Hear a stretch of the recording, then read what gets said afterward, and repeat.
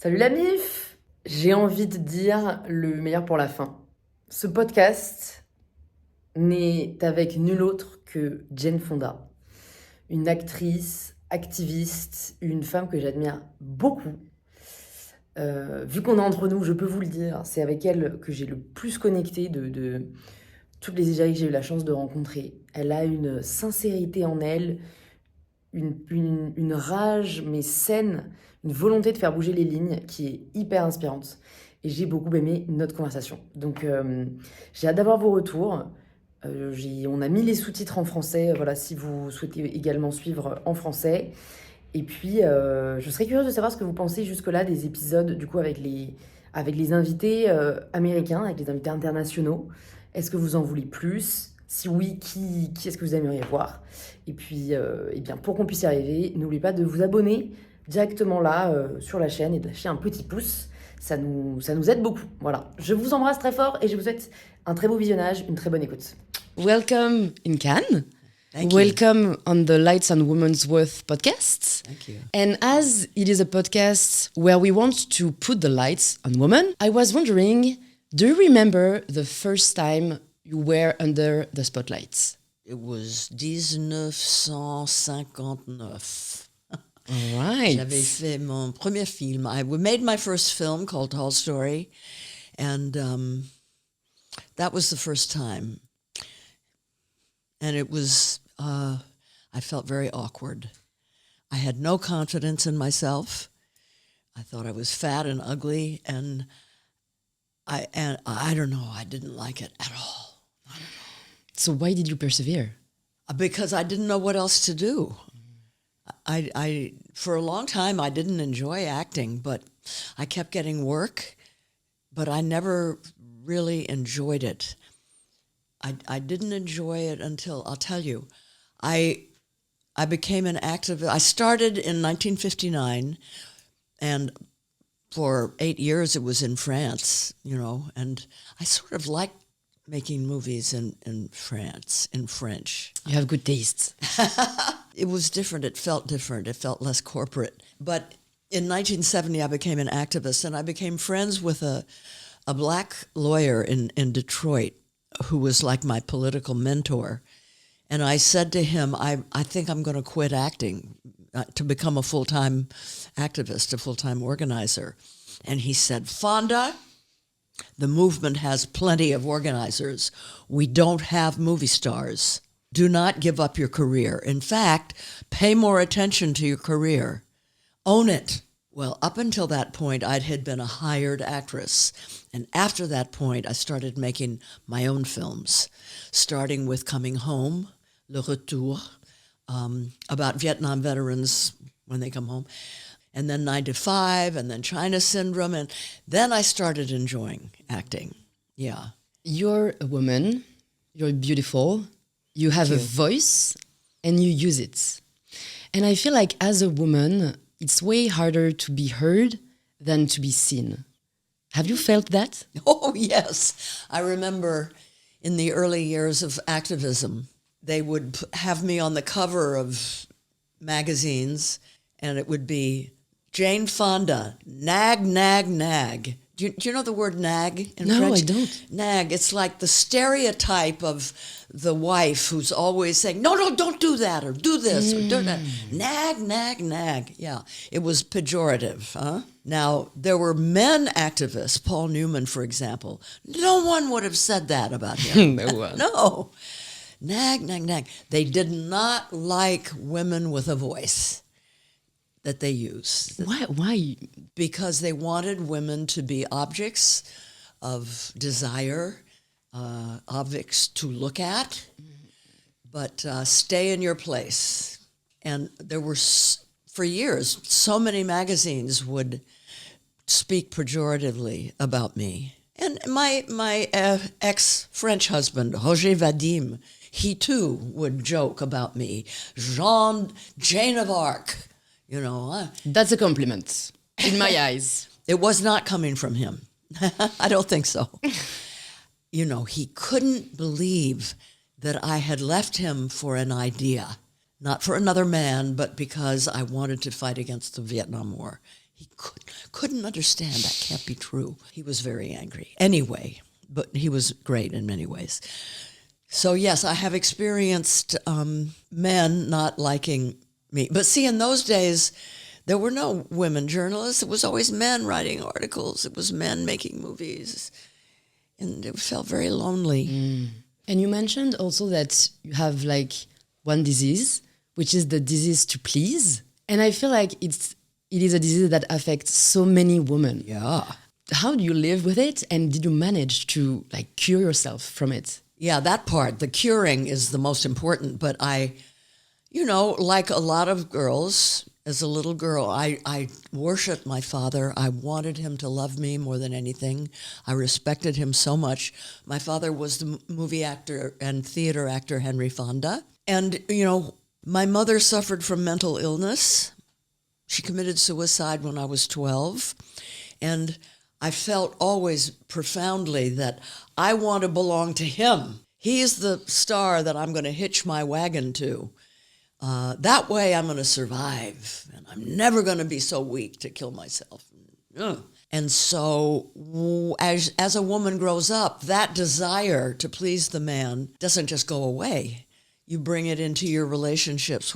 I remember Vadim had a group of very close men friends, and I was so flattered. I would bring them, I would serve them drinks, I would serve them food. I would never ask for anything. And I remember one of his friends said to him, "She's so great, she's just like a guy." And I thought that was such a huge compliment. And for me, women were competition. When I decided to go back to the United States to become an activist, I started meeting women that were totally different than any people I had ever met. They had such empathy, they ran these like clubs for soldiers who were going to Vietnam or who had been in Vietnam, who could come and learn the history of Vietnam and the history of resistance and so forth. And the way she treated them was so beautiful.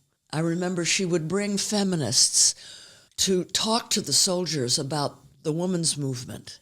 And that's where I learned about the women's movement, was from this woman who was talking to soldiers. But the fact that she wanted to do that for soldiers, and it made a huge difference. And she really saw me not as a celebrity, but as a human being. She wanted to know how I felt about leading these protests. I was so new, and if I felt okay.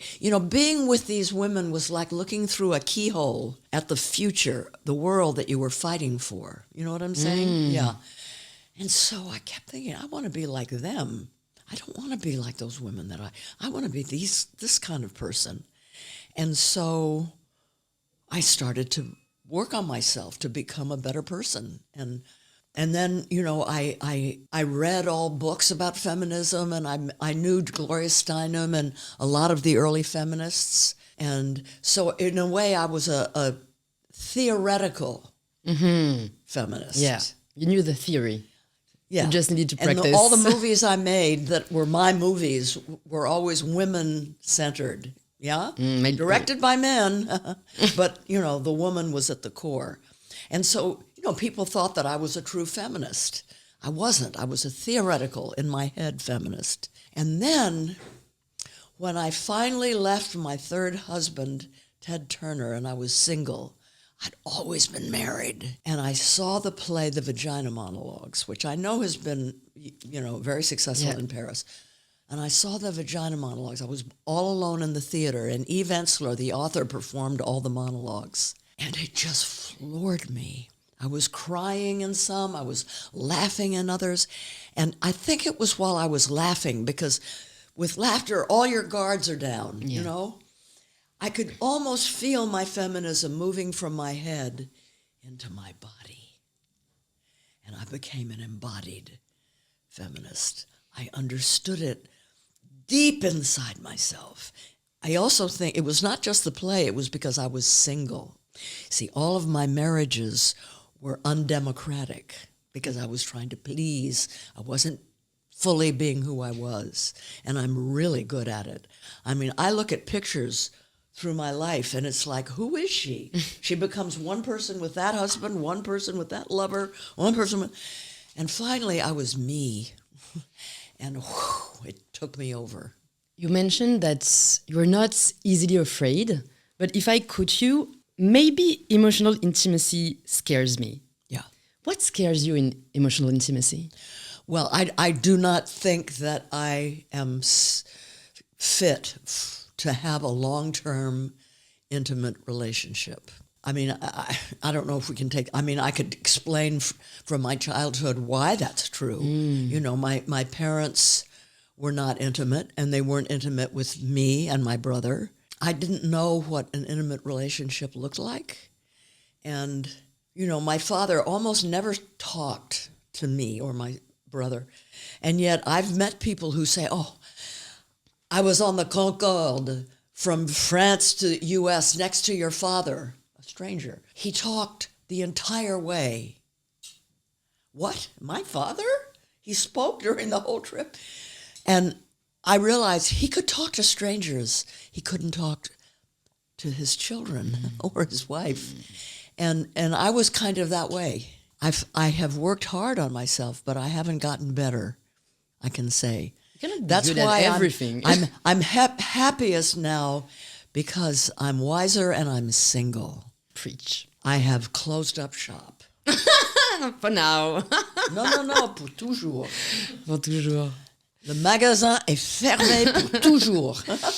Et je suis beaucoup plus heureuse à cause de ça. But I'm glad that because, and even the woman you met, you mentioned earlier, like, they were role models for you. Mm-hmm. And I'm glad that now we have role models like you who are showing that you can be happy and single.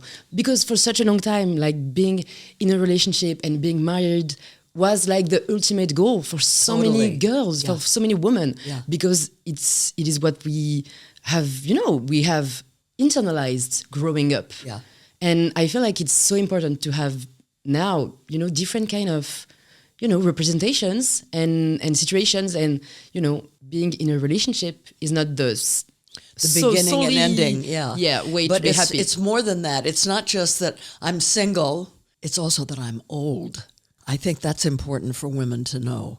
You're old and you're very happy. And it's because of health. Yeah. Do you know what I mean? My father died, I'm 86. He died at 76. He seems so old. Did you see the movie on Golden Pond? I don't think so. No, a lot of people did.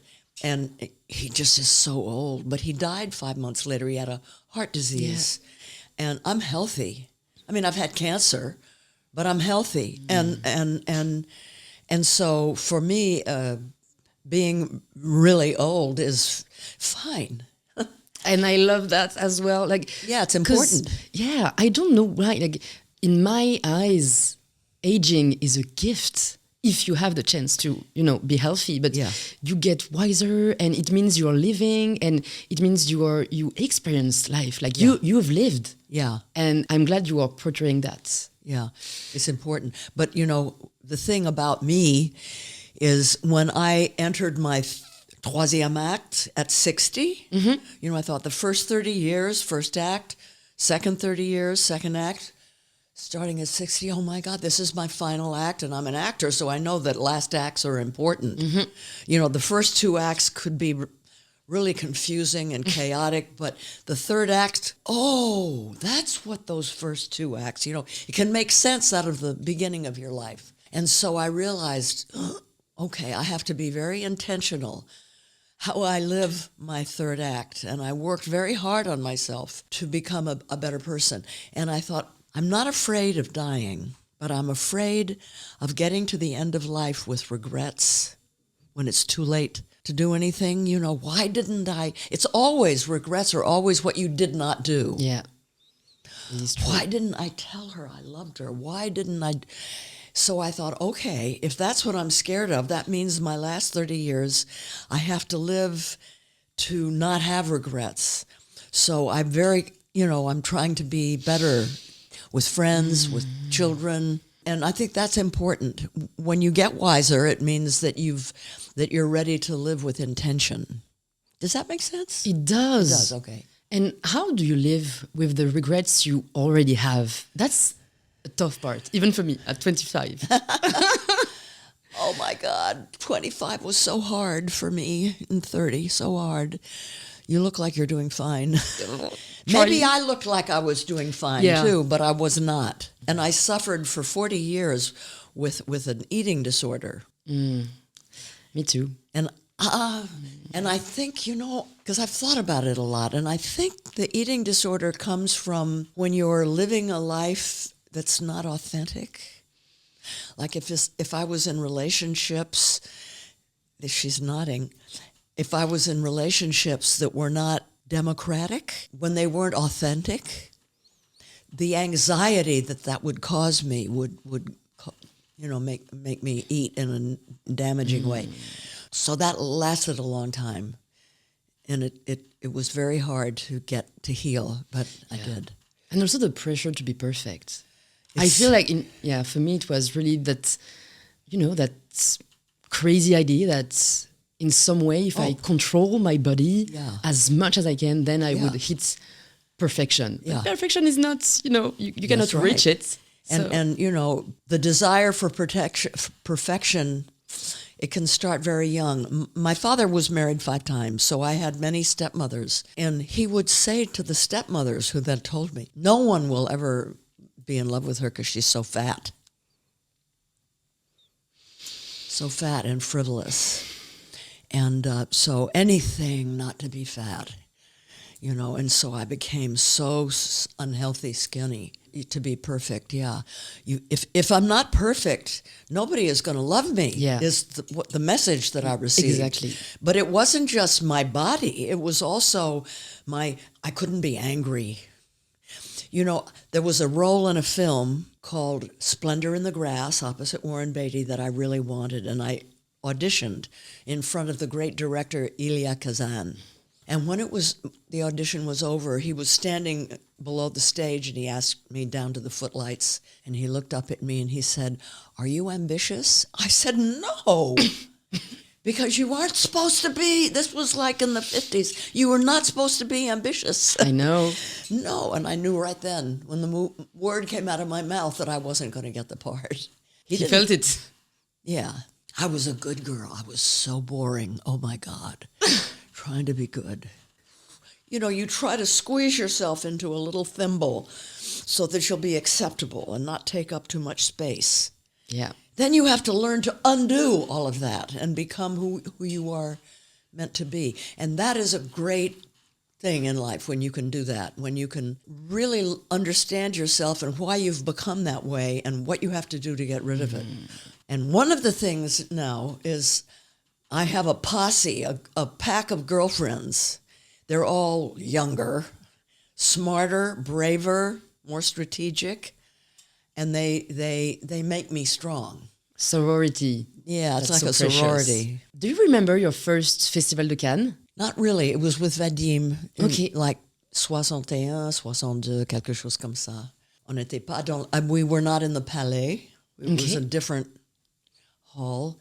And it wasn't so corporate. It was different. Yeah. And you've been working with L'Oréal Paris for almost 20 years now. How different are you today than, the person you were 20 years ago? Oh, I'm better in every way. I'm stronger psychologically, physically. Well, not physically. No, that's a lie. Because, I work out a lot, but I lift smaller weights. I work out slowly because you get hurt if you're older, So I don't know if I'm stronger, but I'm stronger internally and I'm a more interesting person. And I have more confidence than I did then. What would you say to Jane, who is my age, 25? Oh, honey, don't give up. It gets better. And remember that no is a complete sentence. How did you learn to say no? Well, it took me 70 years. All right. I don't have that time. No, it takes time and working on yourself. And practicing? Yeah, and practicing is good. And I tell young people, men and women, but especially women, it's important that you realize when you're not in a safe situation, in a comfortable situation. And one way you can tell is pay attention to your breathing and your muscles, Because when you don't feel safe, when you're uncomfortable, your muscles tend to tense up. Your breathing gets shallow. And that's like a red flag. Something is not right. Move away from it, you know? Listen to your body.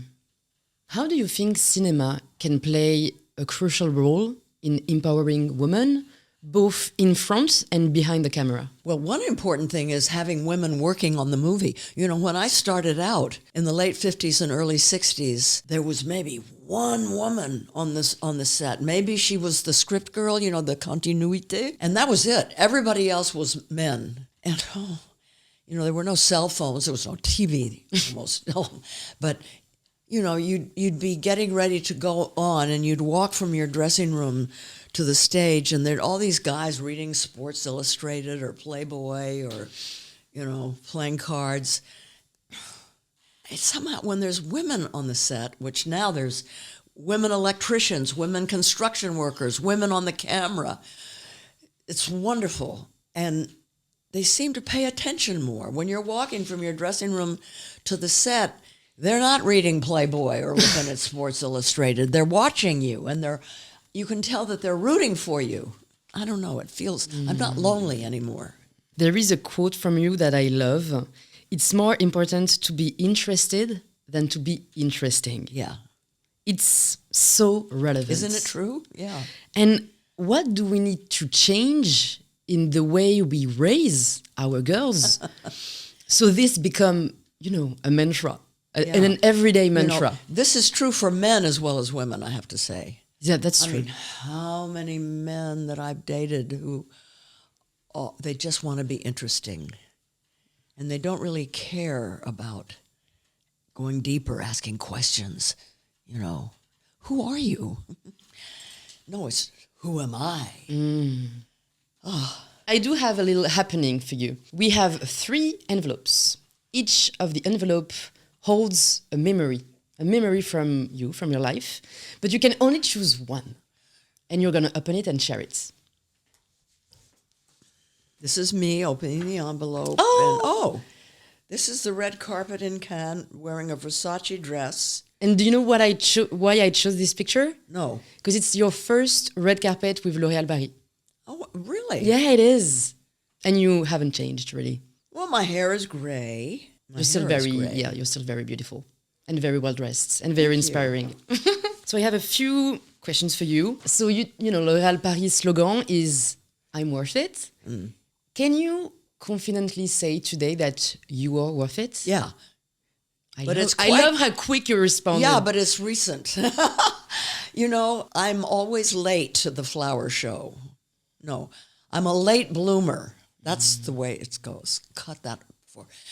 I am a late bloomer. I really only came into myself in my 60s and 70s. But it's okay to be a late bloomer as long as you don't miss the flower show. Yeah, I can say that. I didn't think that was true for a long time, but yeah, I can say that today because I've really worked hard on myself.